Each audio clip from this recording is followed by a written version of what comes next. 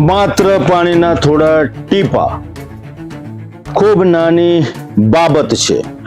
જોતજોતામાં બોલાચાલી થઈ અને બોલાચાલી સાથે સમગ્ર ઘટના હિંસામાં ફેરવાઈ ગઈ. બંને જૂથો આમને સામને આવી ગયા, હાથમાં લાકડા, હથિયાર, અને સમગ્ર વિસ્તાર ચીસોથી ગુંજી ઉઠ્યો. ભયનો માહોલ સર્જાઈ ગયો. ત્યારબાદ સમગ્ર વિસ્તારની અંદર પોલીસ કાફલો પહોંચ્યો. એમ્બ્યુલન્સની સાયરનથી વાતાવરણ ગુંજી ઉઠ્યું અને ઘાયલ લોકોને સારવાર અર્થે હોસ્પિટલ ખાતે ખસેડવામાં આવ્યા. અજંપાભરી શાંતિનું નિર્માણ થયું.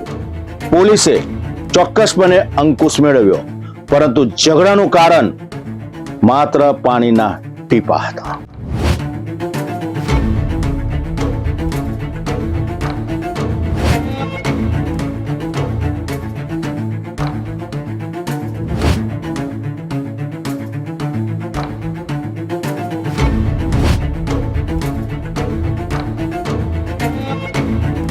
વડોદરા જિલ્લાના ડભોઈ તાલુકાના સેગુવાડા ગામમાં એક સામાન્ય બાબત અચાનક હિંસક અથડામણમાં ફેરવાઈ ગઈ.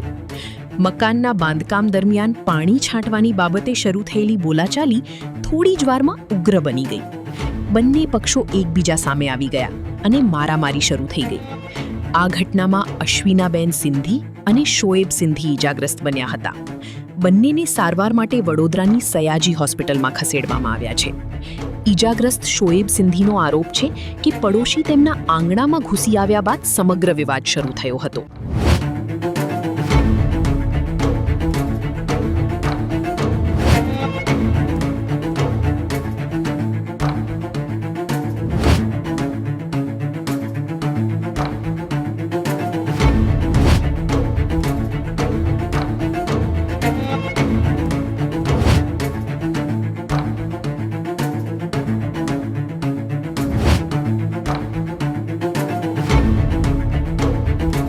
નાની વાતથી સર્જાયેલો વિવાદ હવે પોલીસ માટે તપાસનો વિષય બન્યો છે. બંને જૂથો હાલમાં તો આમને સામને આવ્યા બાદ હુમલા કર્યા બાદ હોસ્પિટલમાં સારવાર હેઠળ છે.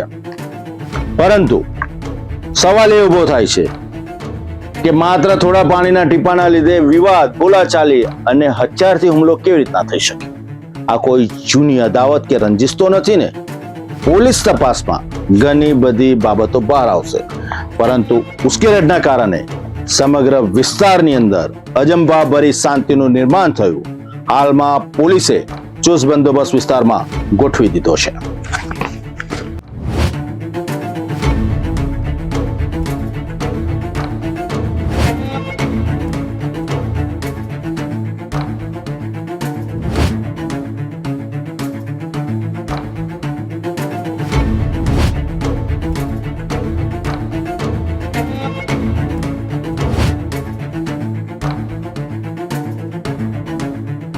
બનાવની જાણ થતાં જ ડભોઈ પોલીસનો કાફલો ઘટના સ્થળે પહોંચી ગયો હતો અને પરિસ્થિતિને કાબૂમાં લેવા કાર્યવાહી હાથ ધરી હતી.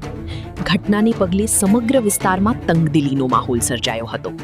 બીજી તરફ બીજા પક્ષના શબ્બીર સિંધી અને માજિદ સિંધી પણ ઈજાગ્રસ્ત થતા તેમની સારવાર માટે વડોદરાની સયાજી હોસ્પિટલ ખસેડવામાં આવ્યા હતા.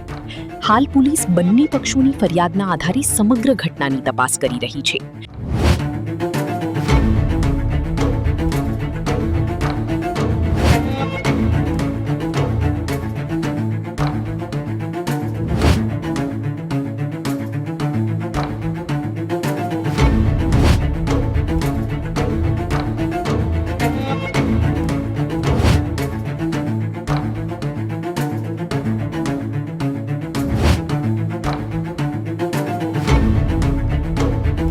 પાણીના છાંટાથી શરૂ થયેલો આ વિવાદ ડભોઈ સેગવાડાની અંદર જૂથો આવ્યા આમને સામને એકબીજા પર હથિયારથી કરી દીધા હુમલા. બંને જૂથના લોકો ઈજાગ્રસ્ત થયા. એમ્બ્યુલન્સ મારફતે સારવાર હેઠળ અત્યારે હોસ્પિટલમાં દાખલ છે. પરંતુ માત્ર પાણીના ટીપાને કારણે શરૂ થયેલો વિવાદની થિયરી પોલીસના ગળે ઉતરતી નથી. તપાસનો વિષય છે કે હિંસા કેમ કરવામાં આવી અને બંને જૂથો કેવી રીતના આમને સામને આવી ગયા અને એકબીજા ઉપર હથિયારથી હુમલો કરી બેઠા. હાલમાં પોલીસ કડક કાર્યવાહી કરી રહી છે અને જે જૂથો આમને સામને આવ્યા હતા તે સારવાર હેઠળ છે, પરંતુ પોલીસ તપાસમાં ઘણી બધી વિગતો સપાટી પર આવશે.